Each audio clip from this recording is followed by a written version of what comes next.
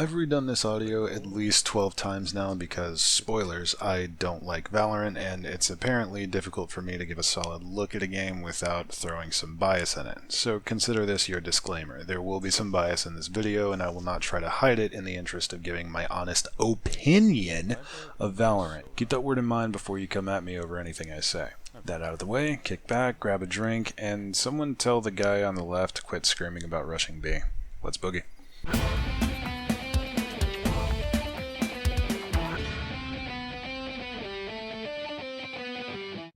I'm going to keep this as direct as possible to avoid going into a tangent. I love fast-paced games. I'm very much a Leroy Jenkins type of player who loves popping over a ridge with my jetpack and dumping 12 gauge into anything I see. That being said, I have somewhat decent aim and reflexes, at least I like to think. Not to say I like Twitch shooters to any big extent, but I do like being able to rush and quickly reposition and just be a spider monkey on occasion.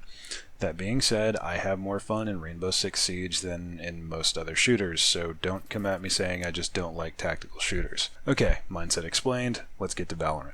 I'll be quoting another YouTuber by the name of Shammy and saying that describing something as it's like X but Y is inherently lazy, but it's functionally impossible to talk about Valorant without mentioning Counter-Strike Go. However, seeing as I haven't played much of CSGO, this comparison is going to be a bit rough. So let's cover similarities first, then the big differences, then I'll hit my big 3 questions and finish off the video, hopefully before the 8-minute mark. Time me.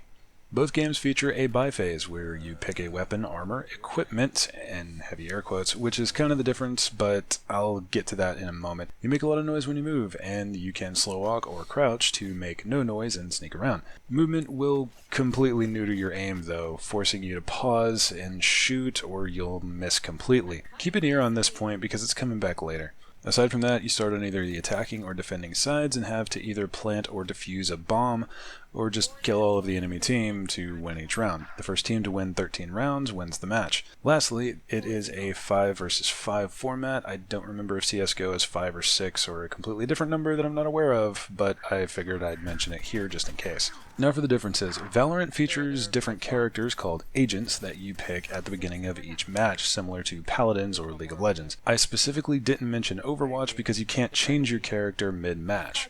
Anywho, each agent has their own set of abilities which you buy charges for, similar to buying equipment like flashbangs or smokes in CSGO. Most of the abilities are somewhat lame, like, say, smokes, flashbangs, molotovs, with a couple variances.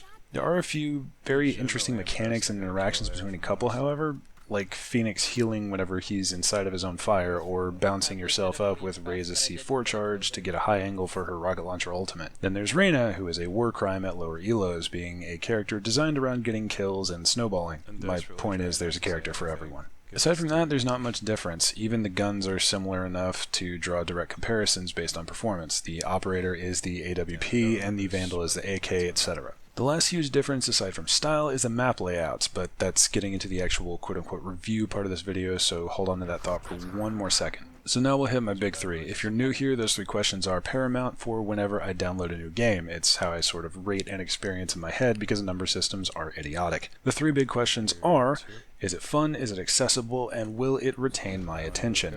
In case it wasn't blindingly obvious, I'm not having fun with Valorant anymore. I don't know if it's my own skill level being in the dumpster, or that I keep getting into games with people who have a Shroud obsession, but I've only won 2 or 3 games out of my past 20. Now, I'm not overly competitive with this specifically, but I do like to win on occasion if the odds are 50-50, i.e. 2 separate teams.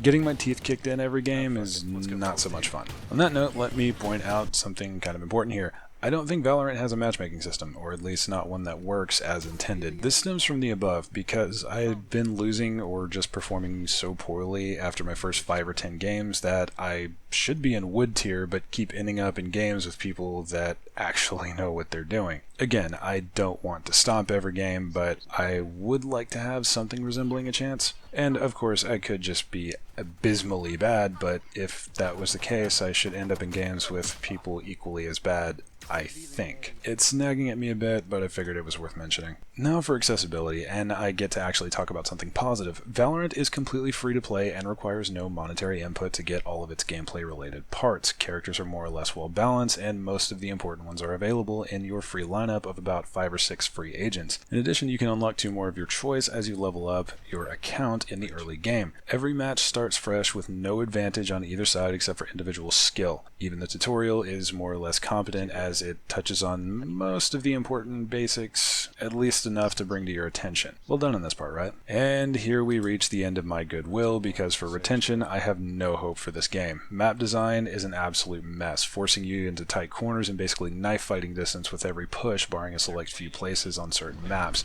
You'd think that would be fantastic for someone that lives on hyper-aggressive rushing like me, but the fact that I can't move and shoot accurately kills that notion, and I can't force my reflexes to adjust to stopping whenever I want to blast someone, because honestly by that point I'm dead anyway because they're already clicking on my face. On top of the atrocious map design, which features comically few approaches to any given point, another issue for me personally, some characters are blatantly more useful than others, at least in certain areas. Cypher is a universal demon because he can lock down an entire zip code on these tiny maps with so few points of entry, and Raze is questionable because of see previous, but with more explosions. I mentioned earlier that Rayna might as well be a war crime because she can either heal herself or turn herself invulnerable after every kill, in addition to having access to this sort of flashbang eyeball that we will not talk about. A skilled player can turn every first blood into an ace unless the enemy team is equally competent and a bit lucky. The map issues can be fixed, and though I've heard about the whole peeker advantage thing, I haven't noticed too much on that front, likely due to my skill level being somewhere in the Mesozoic age. What bothers me is that the matchmaking, map issues, and generally odd feel of the game are in spite of the fact that Riot functionally copied the father of this genre, which is still killing it, and somehow still screwed up the formula. I saw somewhere that there are a few layers of map design. CSGO is on the higher end near max, while Valorant ranks somewhere around the first 1 or 2 levels near the bottom of the barrel.